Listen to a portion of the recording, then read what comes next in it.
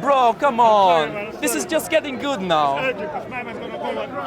Oh, come on, man. Come here. Come here, bro. You ain't got the bus fare, boy. What? I can see that already. What? You ain't got the bus fare. I ain't got the what? Come here and tell it, man. I can't hear you from there. Do you speak English? Yes. Are you speaking it now? Да, я говорю по-английски. Content over everything. ما شاء الله تبارك الله عجيب يا اخي اقول لك لا تقدر What? انت لا I took him down, he drowned. And he drowned. All right, you ready for us? All right, come on. This way. Let's do it. You ready? I'm ready. You ready, like? You ready, like? Black project. Yeah. Black business for black youth. Sorry And we about begin. this, guys. Excuse me, sorry about this. Right, put my We thing. need to speak. Yeah. So you can face the sun. So, Who do I face, here or you? well, he gonna tell. Where he going? Where the kid going? Okay. Where the young brother going? He's gone. He's left. Where's he it. going? There's a camera here. All right. Yeah, Let's but start. we don't know who's working it. You're working on. the camera? أيوة طيب. Okay. All right. Bismillah. السلام عليكم ورحمة الله تعالى وبركاته. Walaikum salam wa rahmatullahi wa barakatuh. أهلاً مرحب بك يا أخي. Look, I would like to welcome you to this Independent Brothers Media Circle. Yes. And we try to give information Yes. from a different point of view. Yes. You might want to call the integrative disciplines. Yes. We are not just Pan-Africanists Yeah. or Muslims Yeah. or concerned about the environment. Yeah. We are holistic. We're concerned about everything that is a problem for humankind on this planet. And however, we can't do all things at all times. So today we're handling what is your takhasus, your area of specialization. Yes. And that is, how is Islam relevant to the black family, particularly the young people of our community whom I fear are becoming a lost generation. And if it is not so, feel free to correct me. But here's the question directly I'd like to put to you. What does Al-Islam, you see I didn't say Islam, Yeah. Al-Islam, Yes. what does that have to offer to the black family, in particular relationship to the youth, Al-Shabab, the young people, in order to bring them back from that brink of destruction? The floor is yours, brother. Bismillah, take as long as you like. All right. Assalamu alaikum. My name is Ismail and I'm the director of the Salam Project. We do youth and community outreach in London and Manchester. We work around issues of gun and knife crime, extremism, radicalization, and we're independent. We're not funded by no government authority. Now, when it comes to issues of young people, majority of our young people, they're affected by what every young person is affected by. Materialism. They want to wear the latest clothes. They want equal opportunities. But the sad reality is there's not as much equal opportunities as there should be, and many of our young people are not getting enough resources as other communities. What it is, we need our elders to stop bickering and fighting, whether you're Sunni, whether you're Shia, whether you're Pan-Africanist, whether you're Sufi, whether you're a Hebrew, whether you're a Nuapian, whether you're a Rastafarian. We need all of our elders to come together and support our young people. It's easy for us to blame Theresa May. It's easy for us to blame Sadiq Khan. It's easy for us to blame Sajid Javid. But it's us as the elders, we need to look at ourselves and be uncles to these young people out on the streets and the roads. The prisons are packed up with our young people. Our young people are overrepresented in permanent school exclusion. Our people are overrepresented in the mental health system. What I believe it is are three things. Our young people need love. It might sound weak, it might sound petty. Our young people need love. Two, our young people need to understand their heritage. I'm talking from an African, Afro-Caribbean standpoint. Africans and Afro-Caribbean people are not aware of their history, their heritage, or their culture.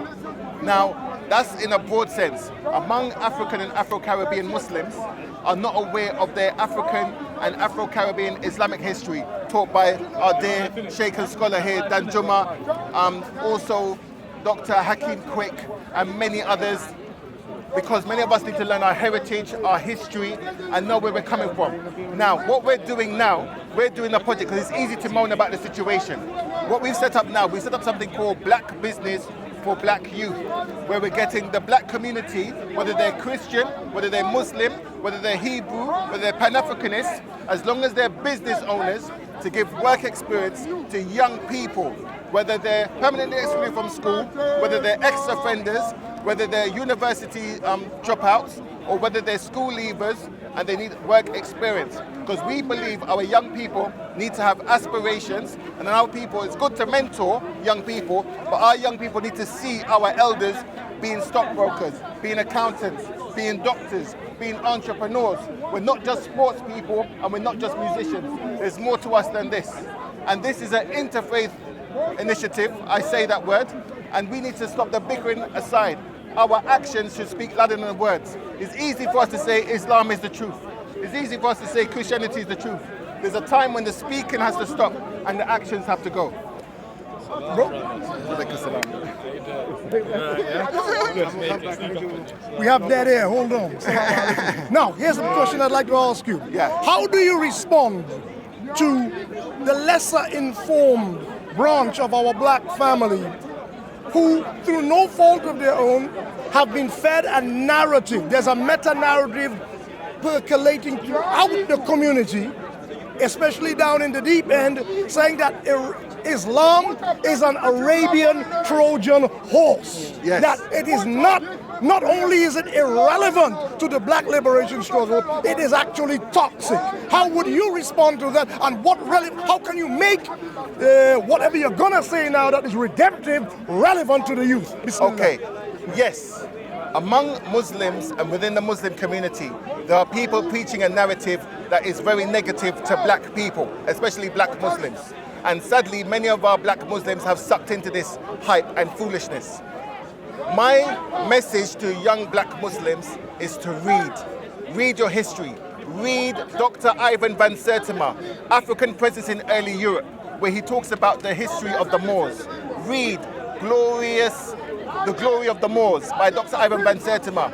Read the book by David McRitchie, Ancient and Modern Britons, where he goes into the history of the Moors, who were Muslim majority, who used to rule the UK, Europe, and many of us need to know our heritage, our history, and our culture.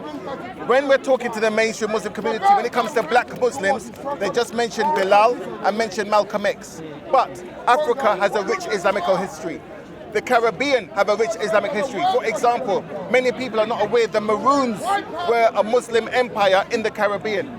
Now also in India, in the Indian subcontinent, there were an African tribe called the Sidis. Now they were from East Africa and they sailed to India 700 years ago and they ruled many parts of the Indian subcontinent and they were African Muslims. I'm saying to my younger African Muslims, know your heritage, know your history. Now to make it relative to what's happening today, there's been many academic research done by people who are academic researchers on gun and knife crime, extremism, radicalization, and permanent youth unemployment. And what they say is, and even mental health, they say part of the problem is, yes, social problems, but it's a lack of knowledge of self. So to my brothers who are young, learn your history. You can learn your history. That doesn't mean you have to hate anyone. Learn your history and love yourself. Many of these things that are happening to our community is because we don't love ourselves, and we need to love ourselves. It all starts and ends with love. How do you respond to people who say that Islam is only a phase, a hiccup in African history, that true self-love involves deeper roots, by which they mean you have to go to the pre-Abrahamic epoch in African history to really tap into that self-love? People who believe in chematology, yes, almost as a religion, yes, even though it's basically a bit of archaeology and, yes, and philosophy. Yes. It's what we do with our dualism and our attitude. We take everything and turn it into a religion. Yes. And either you're right or you're wrong. Yes. I talked about this last week. But how do you, let me get back to the central question I just asked you. Yes. How do you deal with detractors who say, well, it is not sufficient to be an Abrahamist, a Muslim, a Hebrew or Rastafarian. You got to go back further beyond the Quran, beyond the Bible, to Africa's primordial religions. Yeah. How would you respond to that? So first of all, we as Muslims, and according to the African Islamic scholars that I follow, we respect the pharaoh called Akhenaton, Imhotep IV. Okay, he taught a monotheistic Egyptology, whereby he encouraged people to worship one God and get rid of idol worship. So we believe in this. So we believe that the truth of the divine truth has always been there. But with Prophet Muhammad, peace and blessings be upon him, the name was given Islam, which means submission and surrender to God in peace. So we believe if once someone believes in God, they're our brothers. So whatever you want to call it, you could call it that. But what I see, our brothers, because they follow a tradition that is in a small village in Africa, they think they're more African than others. As someone who's traveled around Africa, like you as well, Islam is rampant in Africa. I've been to Nigeria, Cameroon, Ghana, I've been to Sudan, North and South, and Islam is intrinsic part of Africa. Now, what you seem to be saying is supported by a professor of no less distinction than Professor Christopher Ehret. Yes. Professor who says Africa is sufficiently vast and has a sufficiently wide heterogeneity of people, a diversity of people, and cosmologies. Therefore, among the Nilo-Saharan people, among the Cushitic people, they never understood the idea of God in the way, say, the Yoruba did, or the Dogon did, or perhaps the Dahomey, the people who practice voodoo did. There are certain parts of Africa where they always worship a single God, and on top of that, never represented him. Yes. Are we then, Brother Ismail, to say they are less African than people who put statues up and pray to the ancestors and offer libations to the ancestors? No. Are they less African? No. I believe personally, one of the reasons why the black community are suffering is because we like to fight each other. Yes, you could be a Hebrew. I agree. You're a Hebrew. I'm just saying, giving an example. Then you're a Hebrew, you're a Nawapian, you're a Rastafarian, you're a Christian, I'm a Muslim. Why can't we just work together? Our young people are dying. Our people are packing up the mental institutions. Our people are packing up the prisons. Our people are being permanently excluded from school. And we can argue all day, but our young people are suffering. So there's going to be a time, whether we like it or not, where we're going to say, you know what, I don't agree with you on this, but we're going to work together. I don't agree with you on that, but we're going to work together. I don't agree with you, but we're going to work together. Because if we don't start thinking like this, we're destroyed. I'd just like to say, for those who have only just arrived, Brother Ismail here is the coordinator of the Salam project.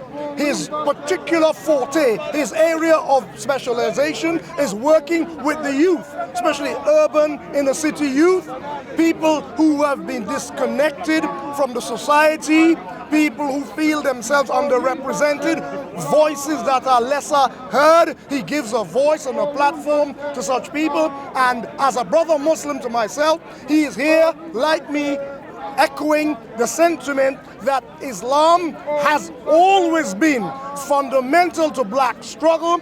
And Islam, as long as there are brothers like this young brother whom I've known since he was a child in Kilburn, Islam will always be fundamental and integral and central to all human struggle, and not least the black struggle. And as you go on to say something about the new generation, brother, go ahead, say something else. Add to that. So I'm saying this as an appeal. We're doing a project called Black Business for the Youth. I'm calling all black business owners. I don't care if you're Hebrew. I don't care if you're Muslim. I don't care if you're Christian. I don't care if you're Pan-Africanist. I don't care if you're a Yoruba worshipper. I don't care if you're non-religious. As long as you're a business owner, if you've got a business where you could give a young person an opportunity to help build their confidence, to help to raise their awareness, to help widen their horizons, to help to stay them away from trouble, contact me, 07538 740 319. If you're here to fight, you're Can you repeat that, please? 07538 740 319. I'd like to shout out Save Our Boys, Nation Builders. Brother Rakim? Save Our Boys, Brother Rakim, yes? Okay. Yes. Okay. Nation Builders. Also Neats Plug, Creative Education. T. Hakim. Yes, Creative Education Solutions Youth NYT Charities. Hakim. And these are black people from different parts of the community who have come together to support this project. And that's what we're looking for. We're looking for doers, no talkers.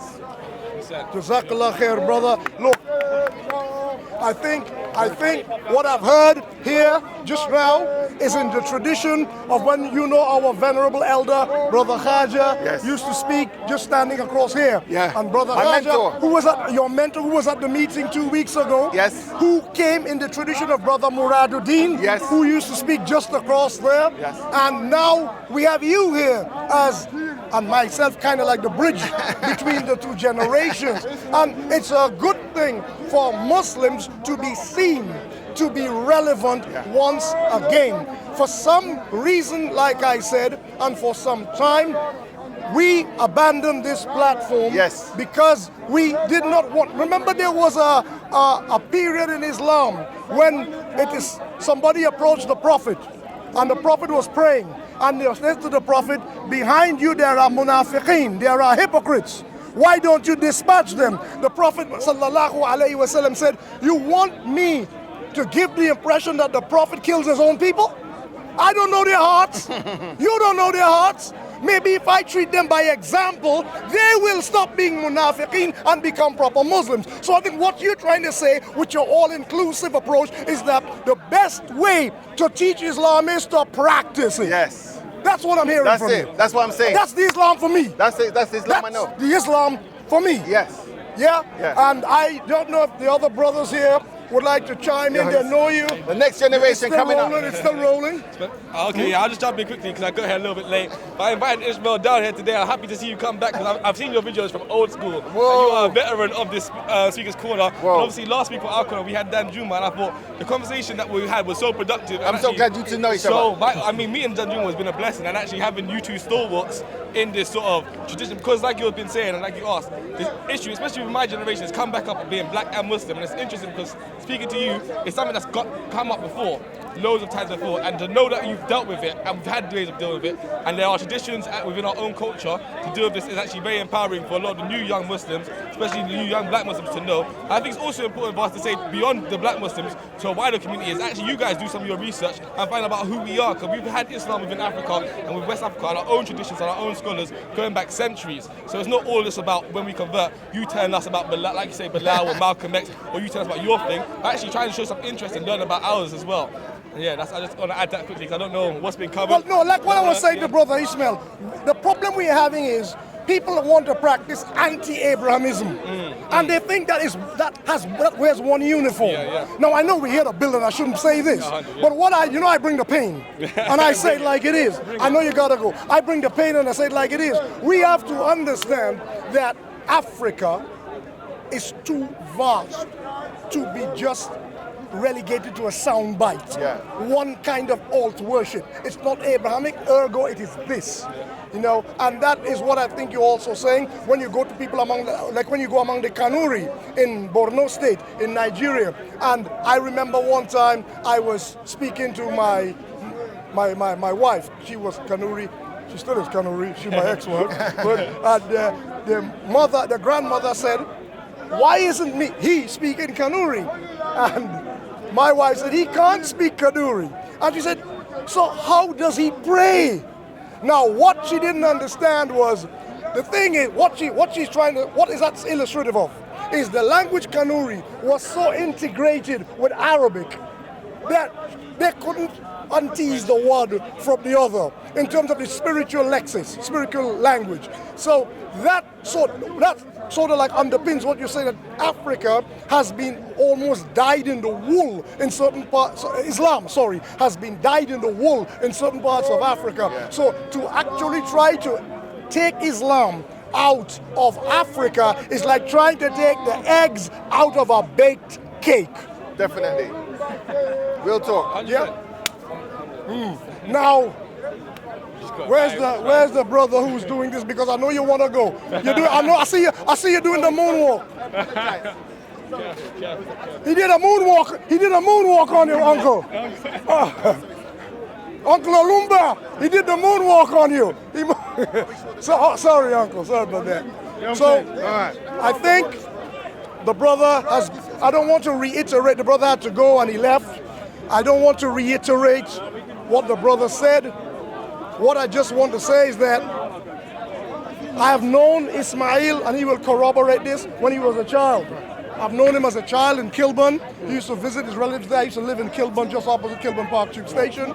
I have known a lot of these young brothers come to Islam from the days we used to preach here. I mentioned two names before, Brother Khaja, Abdul Mutakabbir, and Brother Muraduddin from America. He was sent here by Warithuddin.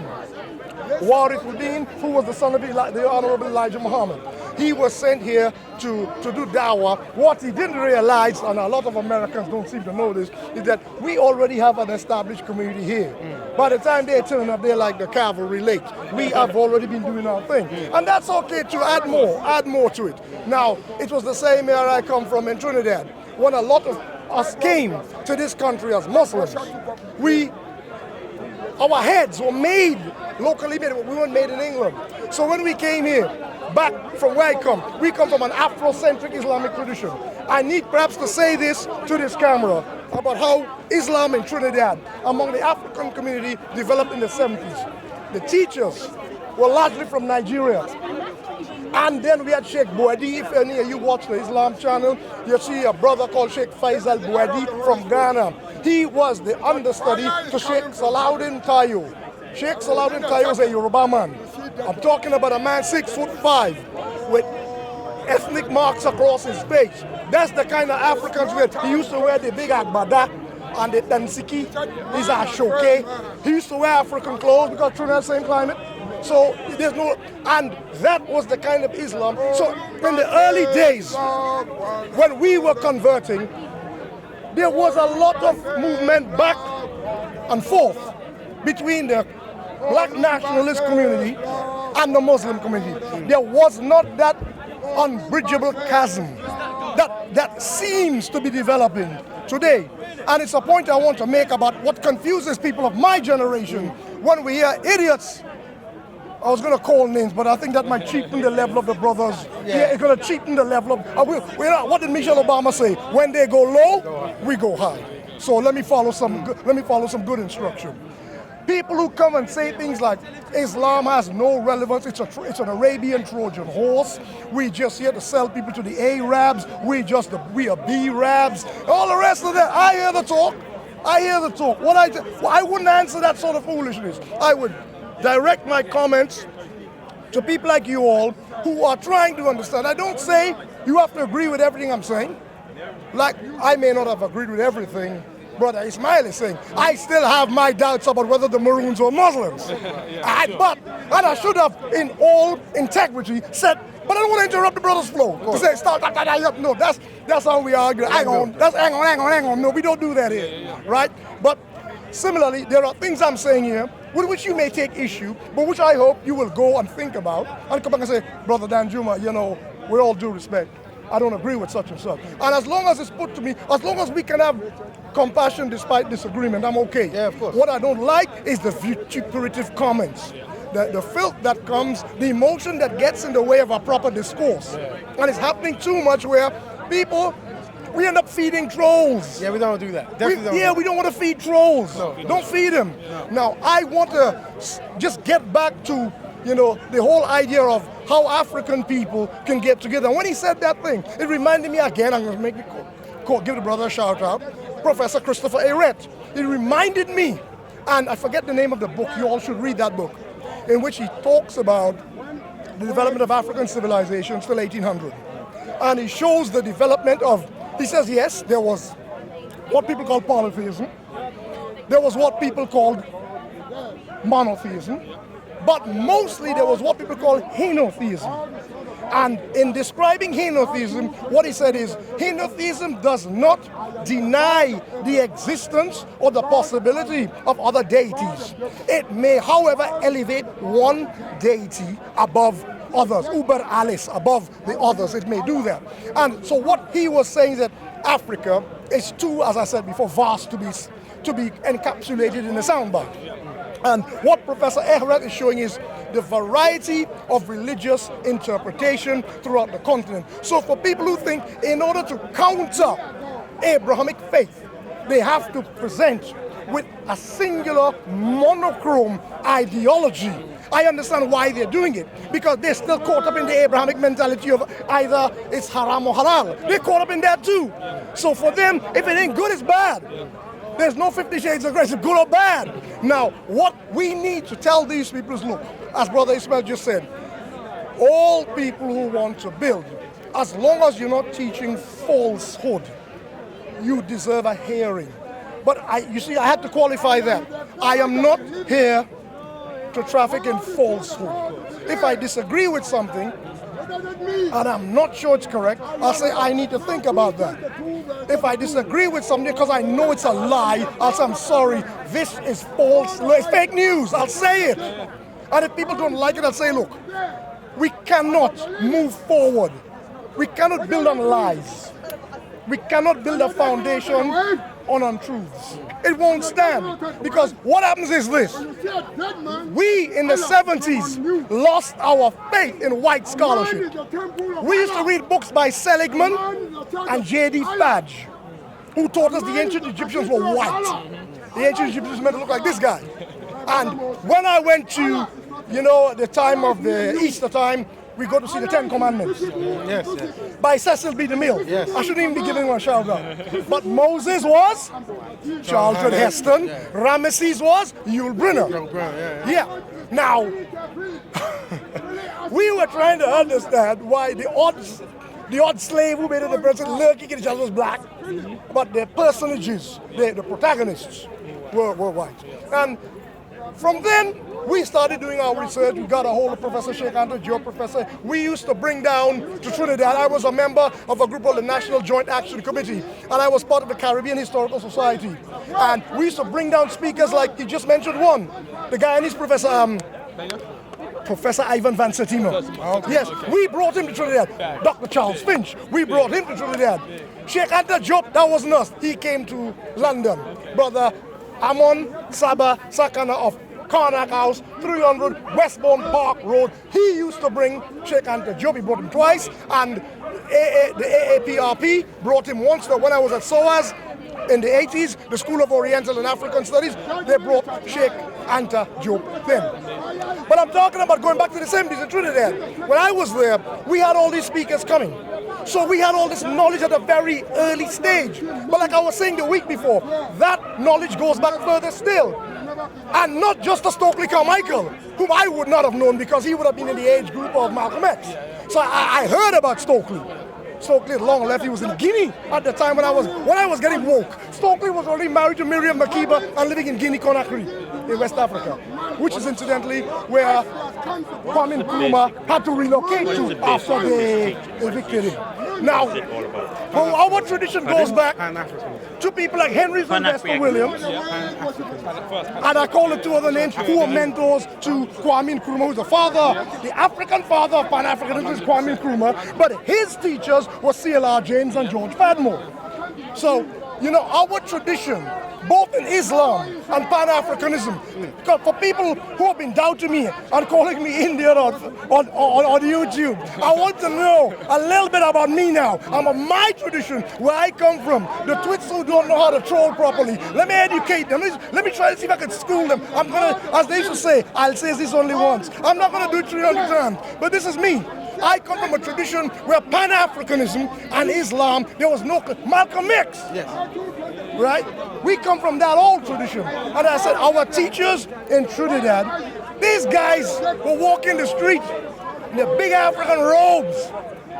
And when some of the hoteps, I don't want to call them Pan-Africanists, that's too much respect. Some of the hoteps, the ones who know nothing, would come and confront them and say, why aren't you teaching African culture? The man would say, I'm circumcised. Are you? Are you? You're not. The man would say, we marry. Oh, no. This is where I'm going to lose the feminist audience. We marry more than one wife. Can you?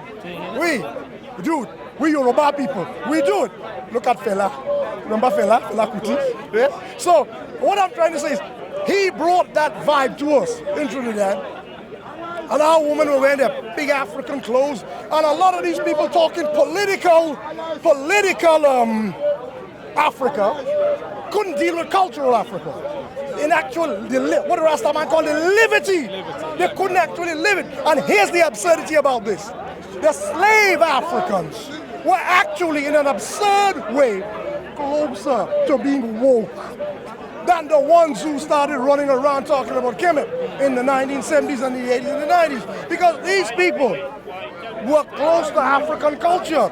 The food they ate, I think one of y'all been to Brazil? Some of y'all been, where you have something called acarajé. In Bahia, you eat acarajé. In Trinidad, we call it Accra. The Yoruba name is Akara. It's the same thing, but modified culturally, accordingly. We tend to use salted fish in it, salt cod, and then we give it the name in Creole, Accra la Moui, which means the Akara with the salted fish in it. Just to let people understand, it's not exactly the same thing.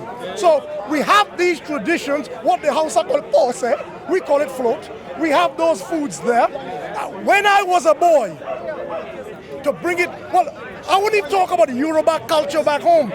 You gotta understand, 1807, the slave trade ended. The British all of a sudden caught morality.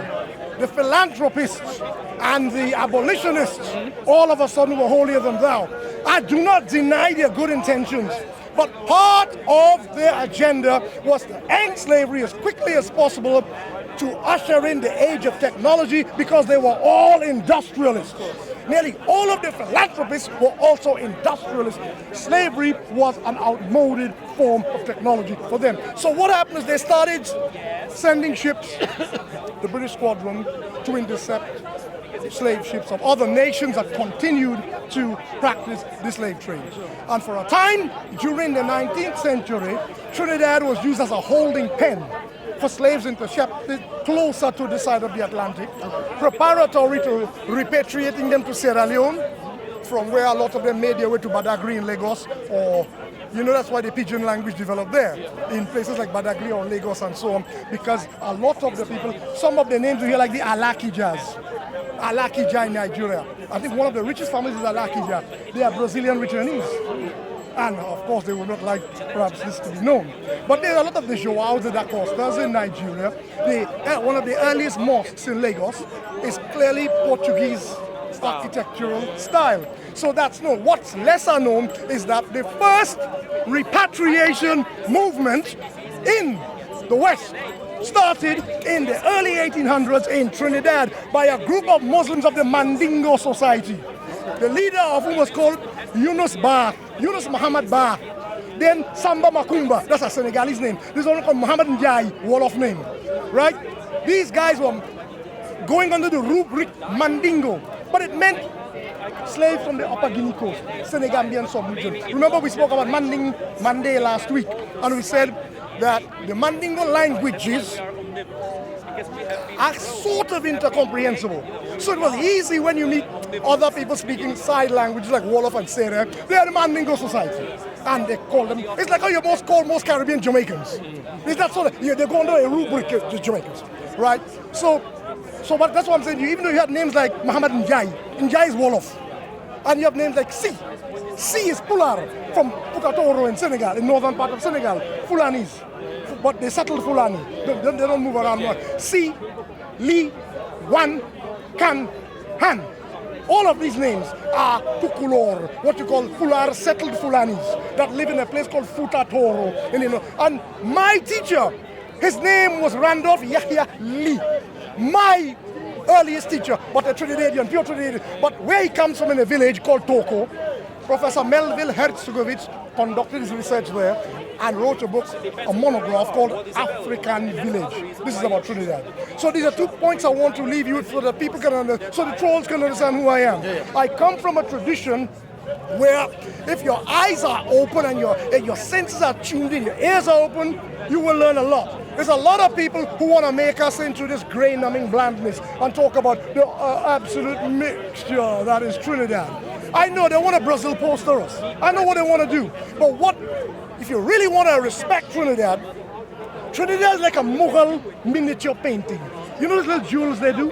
Where it's tiny, but a lot of intricate work has gone into it. You gotta look and then look again and look again. You'll see levels, because it's a small country, 1.2 million people. But what's happening in there, if you're not tuned in, you won't see it. So this history I'm talking about, 100 years before the Rastafari movement back to Africa, we were talking about Muslims. Yunus Muhammad Bar. Let me give you a history of this guy. This is gonna blow your mind.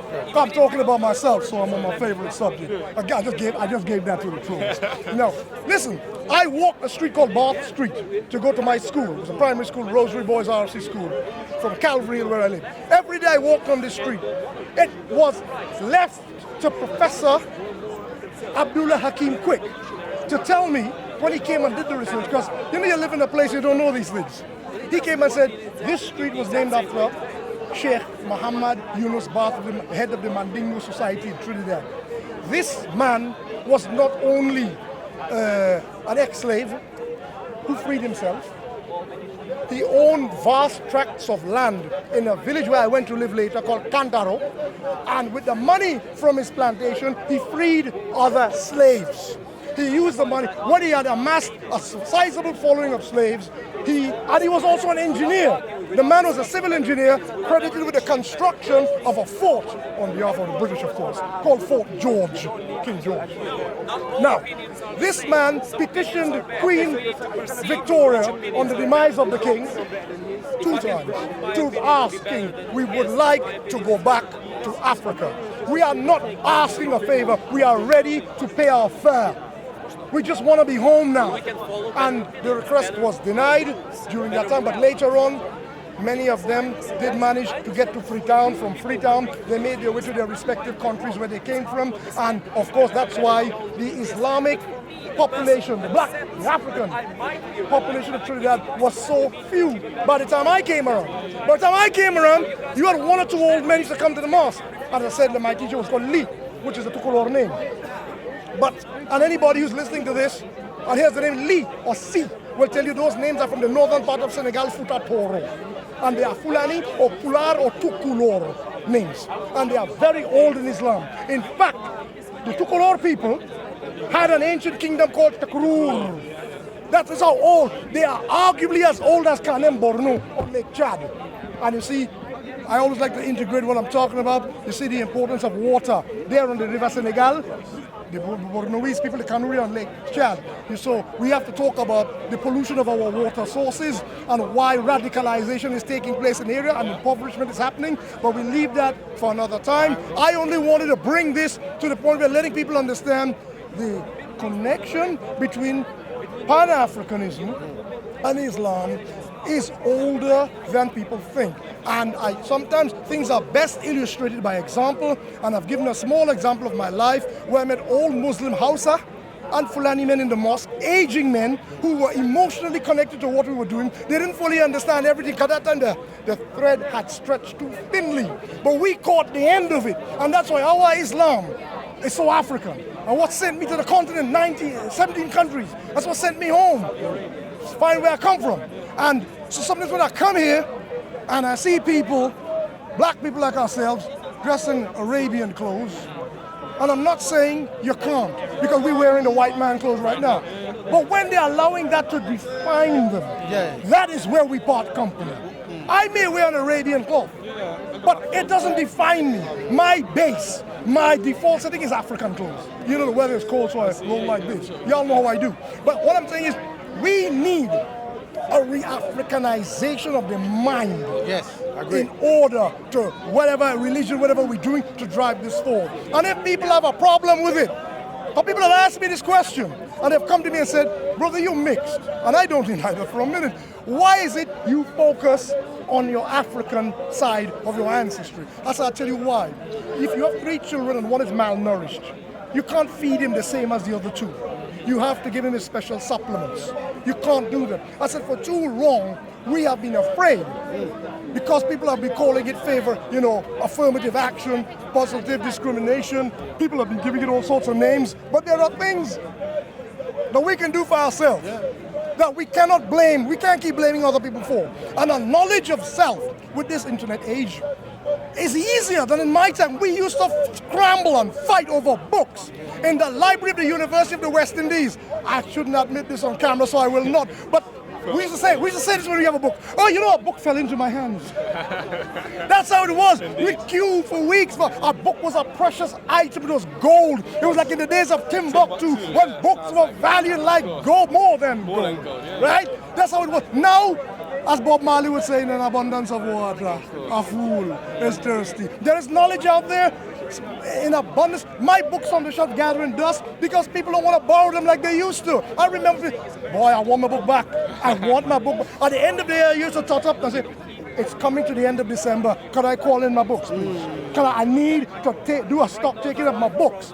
That's how it was. And in our days, we fought to get that knowledge of self. Now, we really can't blame any counter-narrative forces for a retardation in our community. But I understand what's happening, and Brother Ismail can address it better than me, and your age group can address it better than me, which is that with the internet, we have that same double-edged sword thing going on, which is that it can be used for good, and likewise, there's a lot of people claiming validity and authenticity of information that has not been verified. And we have people believing it because as long as you put it in a soundbite manner, the lazy mind will assimilate it. You'll go to sleep having listened to that and you'll wake up believing it's a fact. And it's like one guy said, a badly constructed sound argument will be defeated by a well-constructed fallacy every day. It's about packaging. And that's why we need to sometimes, every now and then, put people in their place, but that's not what our chief focus should be here. It should be about spreading knowledge at a higher level. Yeah. I just want to ask one question, because I think one thing that I've simply noticed, and it would have been good to ask Ishmael as well on this, is that open up like the Arab slave trade and the question around that has come on, like, become a massive topic, especially within the black community, the black culture community, in the past 10 years in a way. It wasn't when I was growing up, probably not when you were growing up. And not to say that it shouldn't be discussed or talked about. It should be. But it seems to me that the people pushing this narrative Orientalism. are coming from a different perspective, or are trying to, especially British nationalists now, who are probably Islam in the first Exactly. place. I was going to say it in Arabic. Let me say it in English. The enemy of my enemy is my friend. That is the tactic they're using. People don't realize historically that's not always worked. Sometimes the enemy is your damn enemy still. But we think that I'm going to use a bit of Orientalist discourse if it helps destroy the Muslim. Let's do that. Now, what you have to understand is own up. The problem is people do not think in terms of nuance. They think in terms of block information. So if you say yes, in East Africa, particularly during the time of Tipu Tip, slavery was horrendous. You see, he has admitted that the Arabs or Muslims have always taken. You never said the Muslims have always taken slaves. You went for nuance. From the 8th century, even prior to Islam, because we can deal with this piecemeal. And I don't avoid the subject. I come at the subject. And I don't want to say, let me discredit the people who, like what's his name? The guy who wrote Islam's Black Slaves. I know his name, it'll come to me just now, right? I don't want to say that they don't have an agenda, but because that will make people think, well, I'm playing the ball, I'm not the man. So let me play the ball. Let's play the ball. Yes, we have to understand that from prior to Islam, sailing down the east coast of Africa and trading even in Ethiopia, slaves were a small part, a very small part of a wider trade. That's a fact. But slaves were also part of a trade from South India. There was a slave trade going on around the Indian Ocean basin, not just in Africa. And it was not just Arabs or Persians doing it. That's a fact. Now, what happens is Islam galvanizes people into a unity, which is why I talk about the Savannah man. When we talk about the Iceman and the Sandman, I mention the Savannah man, and I'm saying if the Savannah man had an overarching ideology, we'd be blaming him. We'd be blaming him and saying, man, the Maasai, man, the Maasai wicked, look what they did to us. Now, the Maasai would do it, but the Maasai were more, they had a belief. God has given us grass and cows, and we should not separate the things God has given to us. And they remained at that level of development, and that's their thing. The Arabs remained at that level of development for a long time, and then suddenly there was this efflorescence out of it. Now, what I'm looking at when I'm discussing these things is, for a long time, slavery, as it was in the ancient world, was a part of the Red Sea and the Indian Ocean trade. When slavery received the spike, the really horrendous spike, that we should justly blame the Arabs for, and if they were Muslims, yes, the Muslims of the time for, was during the rise of the Omani Empire. This was when, as you know, after 1505, General D'Almeida, the Portuguese general, he sails around the Cape of Good Hope. He's looking to follow Vasco da Gama to find the route to India. He comes first of all to the flourishing city-state of Kilwa, and he bombs it to smithereens. From there, getting all that gold and wealth from the Swahili. Now, how does Ibn Battuta, how does he describe the people of Kilwa? Marks and jet black. Muslims. Marks and jet black. All right? That's how he describes them. That's Ibn Battuta. Right? So we know the people that were destroyed, the civilization that was destroyed by General D'Almeida in 1505 were black Muslims, African Muslims, Swahili Muslims. He goes up the coast, he destroys Zanzibar, he takes out Mombasa, he has a fracas with Somalis, they push him back a bit, he gets into Ethiopia. Eventually, when they attacked parts of Oman, the Ottomans were called in to help. The Ottoman Empire was rising at the time. They called in and they began to push the Portuguese back. The Omanis had their ships. They got supplemented with which was supplemented by the Ottoman fleet. They began moving down the coast, taking one by one the cities back from the Portuguese. It is then, when you say nature does not support a vacuum, you have an area open now. And it's a vacuum that the Omanis filled. Now this is where the Hoteps go say, I'm looking for an excuse for them. They filled that vacuum, and to their discredit, or perhaps to their ingenuity, I don't know which one, they hyped up the trade in slaves. And in this, they were not alone, because they were assisted by the people who had been formed on the coast the 8 centuries before in that peaceful interaction, the Waswahili people, who themselves didn't do it alone. They were under people like Tipu Tip. Tipu Tip didn't just go into the Congo by himself from Zanzibar. There was an interlinking group called the Nyamwezi. And the Yao and ethnic groups were also involved in that trade. So we have to add some nuance to what was a trade in slaves that became admittedly horrible for about 100 years. If that, I'm giving a general, it might be less than 100 years. But how bad it was is given evidence by a city on the coast of Tanzania called Bagamoyo. Bagamoyo is my heart in Swahili. Bagamoyo means this is where I dropped my heart. In other words, all is lost. I despair, because from there they are taken on the ships to Zanzibar. And then they were put in caves, which I've seen myself. The slave caves of Mangapwani in Zanzibar. And they were sold to the Mascarenes, to the French, because at that time the British slave trade had ended slavery.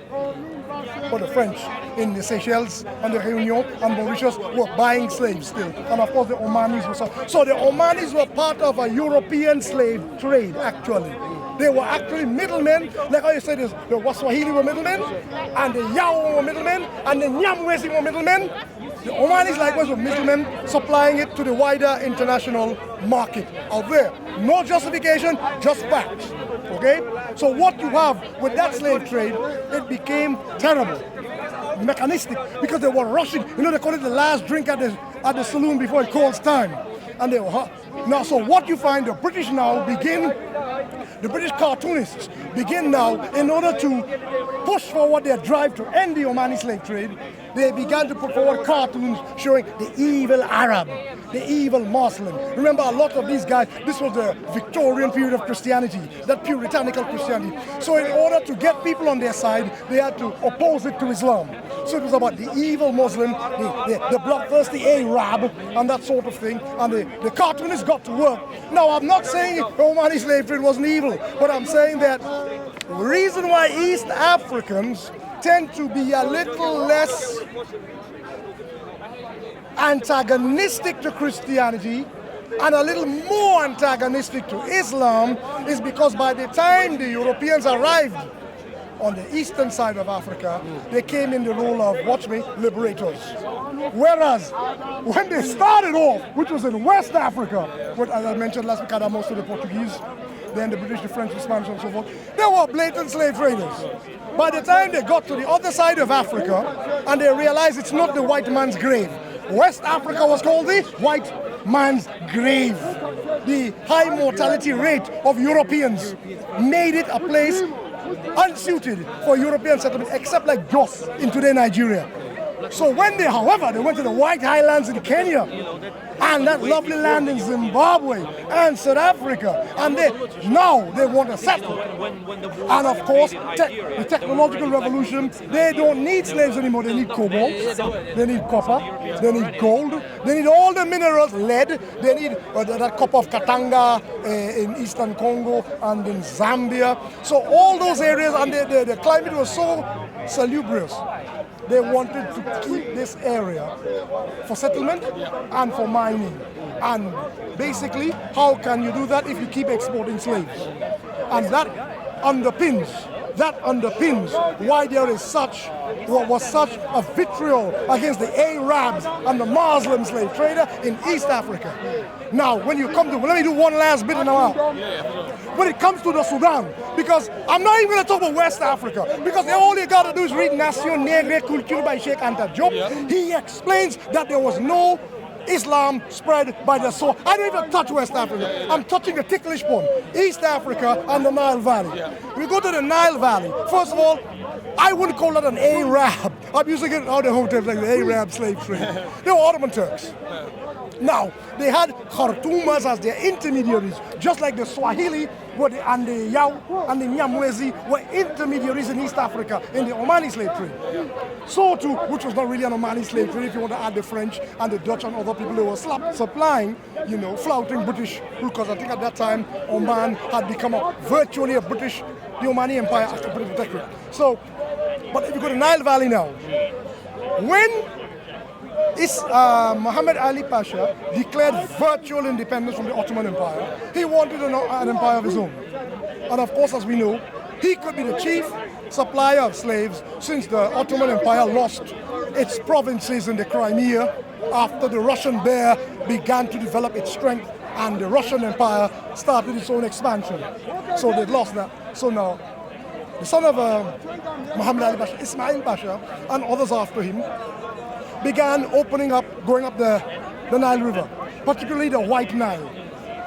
So as they went up the Nile, they began taking slaves. I think for best illustration, if anybody knows this book, they should read this book. Let me see if is it showing on the camera? It should be. Is it on the camera? Yeah. Is the camera working? I want this book. This book adds nuance to the slave trade, the Zariba system, and the Nile region during the time of the Ottoman expansion, which coincided with British interests after the Berlin Conference, when the British said to protect this area, the Sudan, from the French, yet the battle at Fashoda, we have to now occupy this area. And the British had a mentality that they were not so much colonizing as protecting. So Uganda was referred to as a protectorate. Uganda was, let me show the brothers, Uganda was referred to, nice, well concisely written, easy to understand. I like writers who are not up themselves, who don't write PhDs for other PhDs. They make it or break it down. And truth is truth, wherever it comes from. So what I'm saying, let me put it away now. So what I'm saying is, there's a lot of nuance about this trade that we need to unpack as to why the Dinka, the Nuer, the Azande, the Murle, the Anwak, a lot of the peoples of South Sudan are antagonistic towards Islam. It's because Islam came to them in the form of slave traders, people whom they call the Jalaba. In fact, the Sudanese word for the garment, Jalabiya, it comes from the verb Jalaba, to trade in Arabic. But these people were so focused on ivory and slaves that for the South Sudanese, the Jalaba word came to mean slave trader. And the people wearing that white clothes represented evil. And you got from the South Sudanese, you can understand that. And that's why I say, understanding consciousness in Africa cannot be a one-size-fits-all thing. We got to understand why they hate Islam so much.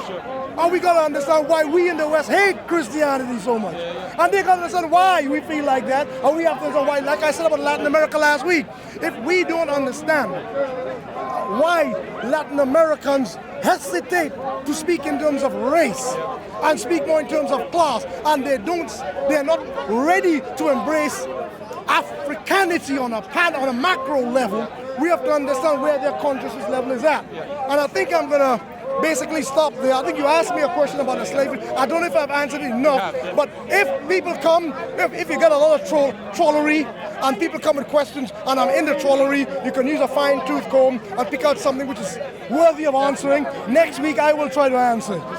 Yeah. That's beautiful. So thank you all very much for your kind attention. Assalamu alaikum wa rahmatullahi ta'ala wa barakatuh. Oh, if you want to add anything, I have a few more minutes before it gets dark. No, I guess. There you go. I guess. Thank you. I was waiting for you to finish. I didn't want to interrupt. I know something else keeps coming up. I think what he was tackling, the only thing we might want to tackle as time goes by is he's obviously talking about Pan-Africanism and Islam. That's something that we can unpack because we might get a sense of that here anyway. Right. So that's something we can unpack to find out, is that issue and can we find a solution? Funnily enough, I said I no longer believe in the term economics. I don't believe it. It's politics. It is. Come on. Did you open this? So yeah. No, we haven't opened our All right, I didn't know. Ishmael was here just a little bit before football. Well, sorry, y'all. No, it's cool. That's fine. Yeah, Ishmael was here about half an hour or so before me, so I got here a little bit later. And when I got here, Danjuma just called me over, and he was already mid-conversation. Really? A very good conversation with Ishmael before he left. It was they touched on a lot of topics and a lot of things that we would probably have covered in our corner. Yeah, it's a shame he left because he also mentioned something about a black business. Definitely. I've got the information for that, so I'll probably try and read it up and go through that today.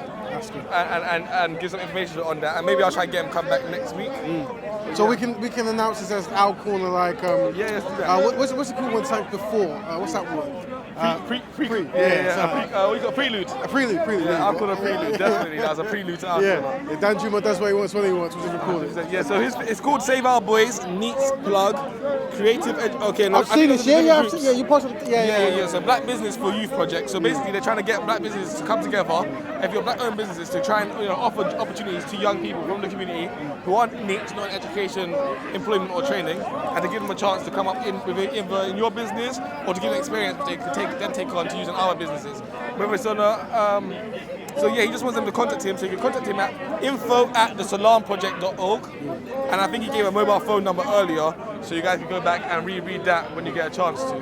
So yeah, I mean, that is pretty much the gist of where he's coming from. I mean, he's been running the Salam project for a while, and I think it's quite important for, I suppose, the wider community to see, and I wanted him to come down in particular because he's been running the Salam project, and it's an Islamic charity was aimed specifically at the African Caribbean community because it's run by African Caribbean Muslims who are looking at issues that affect black Muslims specifically. And I think a lot of people might be surprised to see that because everyone has this opinion of when it comes to Islam, you only have to focus on Islam, you can't focus on anything else. And I think Ishmael showed that he's quite outward facing, he's happy to work with Muslims, Christians, whoever it is, as long as you want to help our youth. And so I think that's definitely a route forward, and I think it's definitely important for more black Muslims themselves, but also other black people to see black Muslims doing That's that quite work. important. I mean, hopefully, he can always come down again where we can plan to give him an actual segment where he can actually deliver and we do more of a reach out. Fully. That's good. No, that's good. All right. A good start to the show, yeah. Yeah. Is anyone else coming down for? Them guys are coming. What we're gonna do? I think Brother Isa wanted to have a topic he wanted to cover. Definitely. If he comes, we're gonna because he might want to start it. Yeah, for sure. And then we'll start our corner. But we'll walk around, see who's here. Cool. And then we'll sit something going. Alright, cool. Well, it's been good working with you. Blessed, man.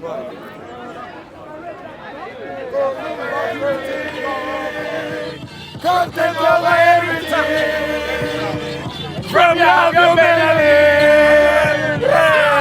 Come, man, say it straight. Man, don't listen to BBC. Man, don't listen to ITV. Listen. So, are we ready? let's just get this stuff ready, because I just wrote a few notes about how animals feel pain, and going a bit into detail about it, because I actually found out some new things when I researched into veganism, and you'll know very soon what I found out. Yeah, I'm really interested. I mean, my